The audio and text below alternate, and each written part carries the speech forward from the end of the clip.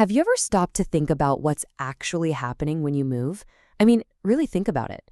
Every single thing you do, from running a marathon to just blinking your eyes, kicks off this unbelievable microscopic drama inside your body. Today, we are diving deep into the science behind all of that. We're talking about muscle contraction. So, let's get right into it. Just think about lifting your morning coffee. Feels pretty simple, right? Effortless, even. But underneath the surface, your muscle cells are staging this incredibly powerful, microscopic tug-of-war between tiny, tiny protein filaments. We're going to break down exactly how this little tug-of-war generates the force for every single action you take. So here's how we're going to tackle this. First up, we'll meet the key proteins involved, the cast of characters, if you will. Then we'll figure out the trigger, the thing that yells, "Go!"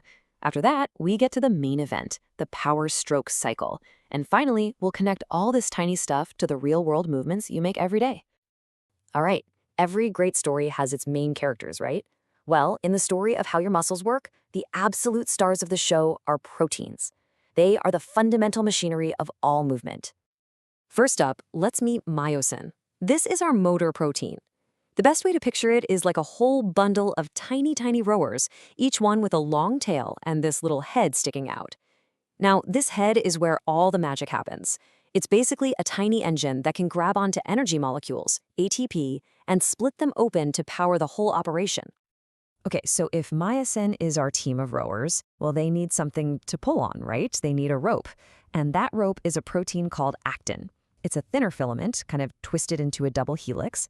And all along this rope are these crucial little spots called active sites.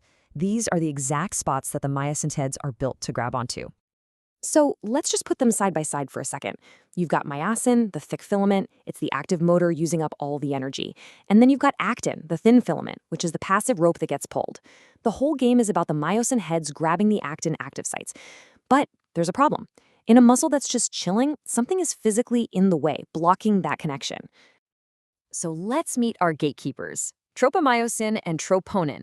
When your muscle is just resting, this long, stringy protein, tropomyosin, wraps around the actin and physically covers up those all-important active sites. And what's holding it in place? That's troponin. Think of troponin as the lock on the gate, making sure no accidental contractions happen when you don't want them to. So the whole system is basically locked down.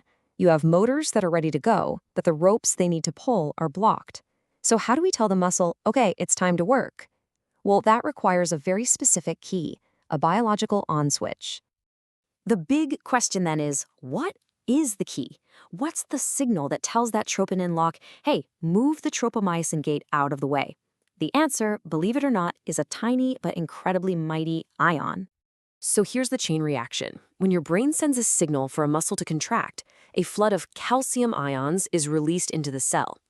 These calcium ions immediately bind to a specific spot on troponin, and that binding forces the whole troponin molecule to literally change its shape.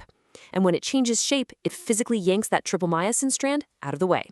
And boom, just like that, the gate is open, the active sites are exposed, and the rope is finally ready to be pulled. Okay, with those active sites now open for business, the main event can finally kick off. This is what scientists call the walk-along theory of contraction, and you're about to see why. All right, let's walk through this four-step cycle. First, you have attach. A myosin head, which is already energized and ready to go, latches onto one of those now open active sites on the actin. Second, the power stroke.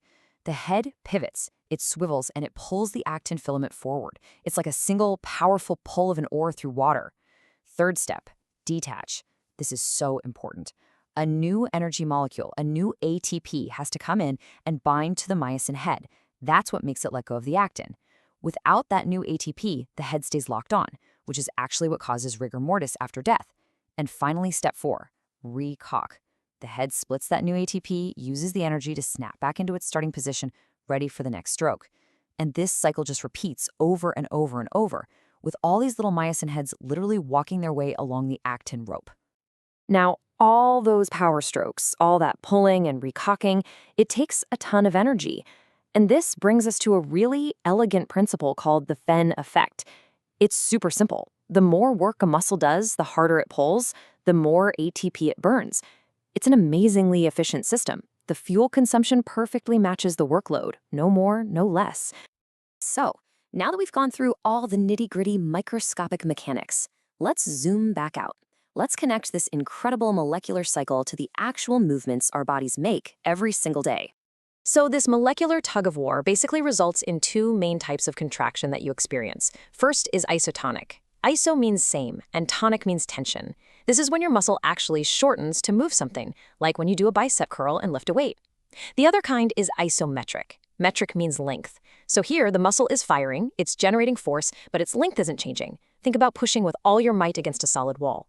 In both cases, that tug-of-war is happening like crazy inside, but with isometric contractions, the little myosin heads just aren't gaining any ground. And get this, even when you think your muscles are totally relaxed, they're not. Not really. They're always maintaining something called muscle tone. This is the state of slight, continuous, partial contraction. It's powered by a constant, low-level stream of signals from your nervous system. It's what keeps your muscles firm and always ready to spring into action. That molecular engine is basically always idling. So, let's just bring it all home. What we've been looking at is nothing short of an incredible molecular dance. We're talking billions of myosin motors pulling on billions of actin ropes, all fueled by energy from ATP and all given the green light by a sudden rush of calcium ions. It is this perfectly choreographed dance happening in perfect sync across thousands and thousands of cells that creates every single move you make. And just remember, for one single movement like lifting that coffee cup, this entire cycle has to happen millions of times across thousands of cells in less than a second. It's a truly staggering feat of biological engineering. Which kind of leaves you with one final thought. If this is the mind-boggling complexity behind just one muscle twitch, what other incredible nanomachines are humming away inside of you right now?